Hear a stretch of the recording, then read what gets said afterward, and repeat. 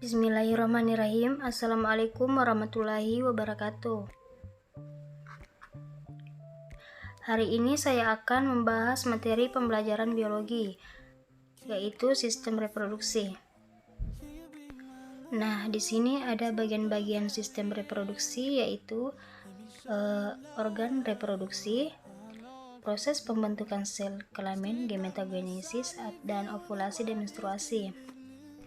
Yang pertama, kita akan membahas organ reproduksi, di mana organ reproduksi ini terbagi menjadi dua, yaitu ada pria dan wanita.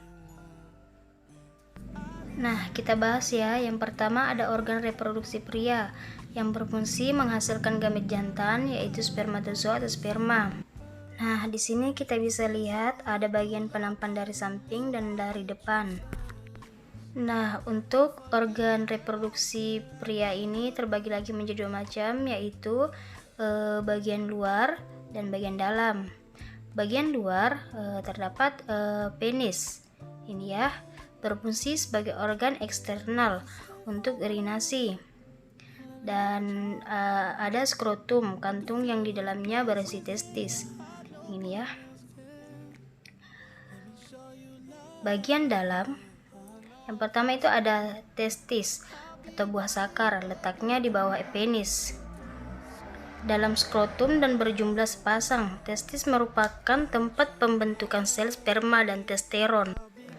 Jadi, sel sperma itu pembentukannya terjadi di dalam testis. Nah, di sini ya. Di sini. Atau di sini kalau dari depan. Nah, kemudian yang kedua ada saluran pengeluaran, epidimis. Nah, ini ya. Epidimis berada di atas testis. Seperti ini. Saluran berkolak yang berfungsi menyimpan sperma sampai spermanya matang. Di sini ya. Vas deferens itu yang ini. Yaitu saluran lanjutan epidimis. Nah, yang ketiga ada kelenjar aksesoris yang terdiri dari vesica seminalis, saluran berkolok yang terletak di belakang kandung kemih. Nah, di sini ya, vesica seminalis. Nah, yang kedua ada kelenjar prostat, berperan untuk kelangsungan hidup sperma. Di sini ada kelenjar prostat di bagian depan dan di belakang samping, di bagian samping. Lalu yang ketiga, kelenjar bluboretral, yaitu saluran menuju ureta. Nah, yang di sini, ini uretanya menuju pengeluaran urin. Kemudian, yang kedua ada organ reproduksi wanita, yang berfungsi menghasilkan sel kelamin betina, sel telur atau ovum. Si wanita juga terbagi menjadi dua macam, yaitu ada bagian luar dan bagian dalam. Nah, yang pertama, bagian luar itu ada vulva, celah paling luar yang membentang dari mons pubis sampai tepi perineum. Yang kedua ada labium atau bibir, membatasi vulva. Ada dua, yaitu labium majora besar yang terletak sebelah luar dan labium minora kecil yang terletak di sebelah dalam. Sebelah dalam juga vulva terdapat klitoris yang memiliki pembuluh darah dan ujung-ujung saraf. Dan yang ketiga ada muara saluran kencing, terletak di bawah klitoris. Nah, klitoris ini tempat pengeluaran tes urin.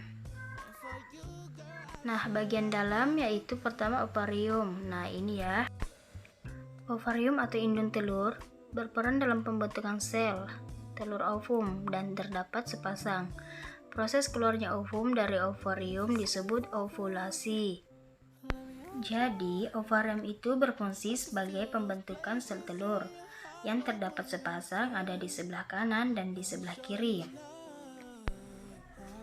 Nah, nanti jika ovum keluar, dia akan lewat sini dan disebut dengan fase evaluasi. Kemudian yang kedua ada saluran reproduksi tuba Fallopi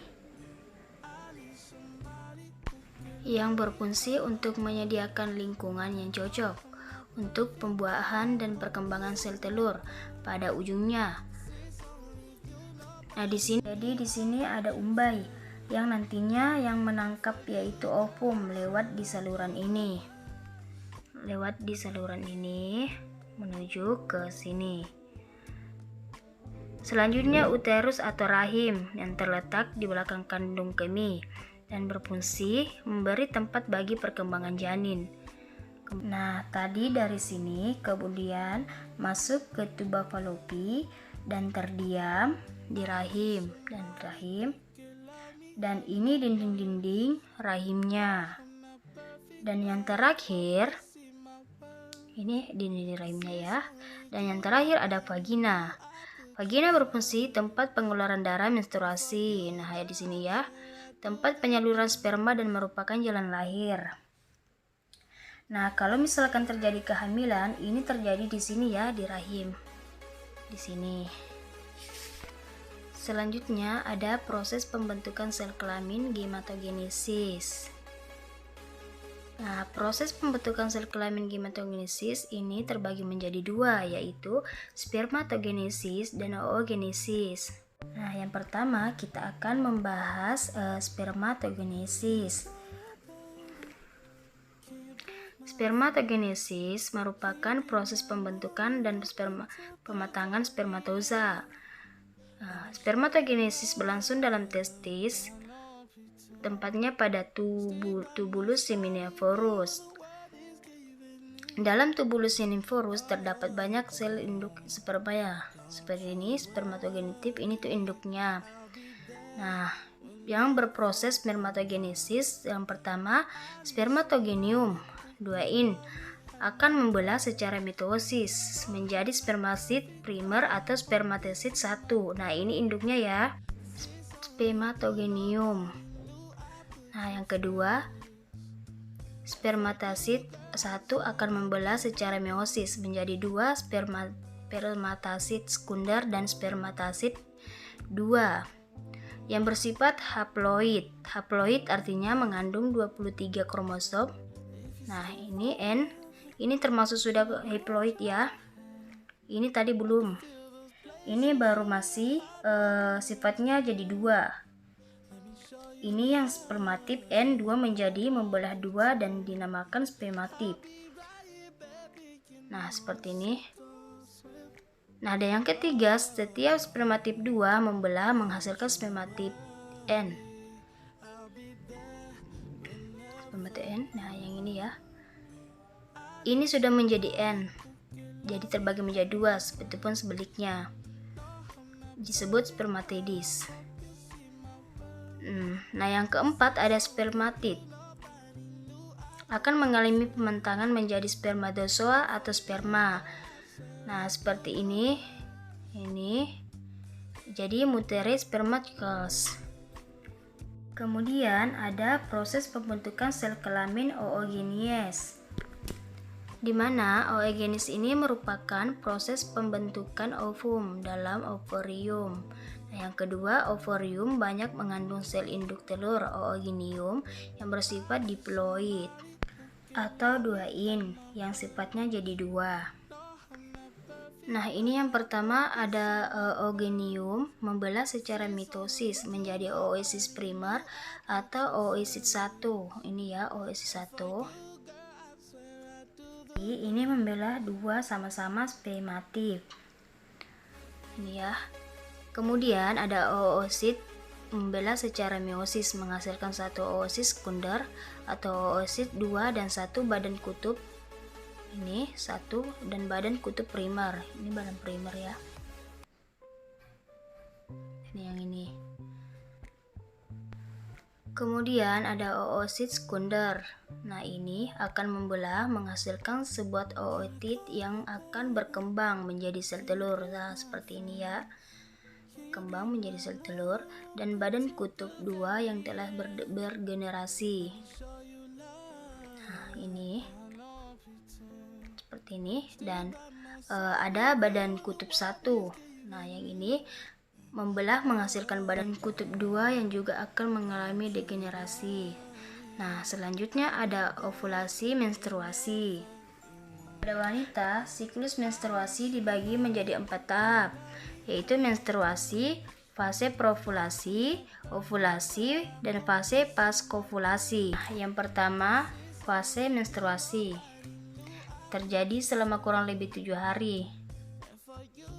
Pada fase ini kadar hormon estrogen dan progesteron turun drastis. Penurunan kadar hormon progesteron akan menyebabkan peluruhan endometrium serta ovum yang tidak dibuahi. Nah, ini merupakan endometrium atau dinding rahim, sehingga keluarlah darah menstruasi. Kemudian, fase preovulasi.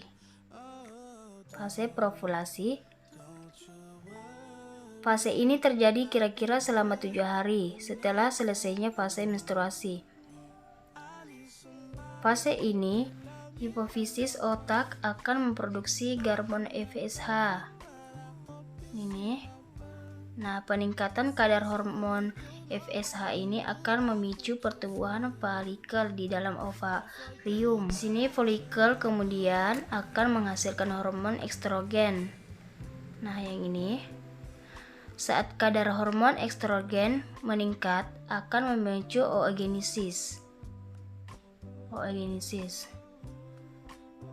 Dan saat kadar estrogen terlalu tinggi, maka produksi hormon FSH dari hipofisis akan berhenti. Nah, selanjutnya fase ovulasi. Nah, yang pertama pada fase ovulasi ini, hipofisis akan memproduksi hormon LH.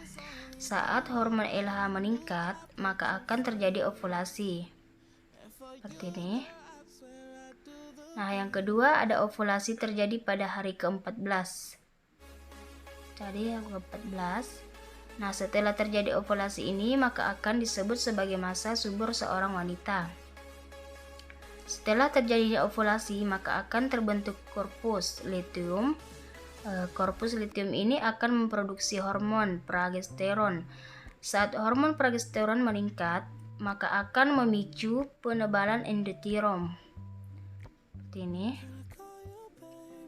Kemudian fase pasca ovulasi. Pada fase pasca ovulasi ini, korpus luteum akan berubah menjadi korpus albicalin. Korpus albicalin ini sudah tidak dapat lagi memproduksi progesteron, sehingga kadar progesteron mulai turun.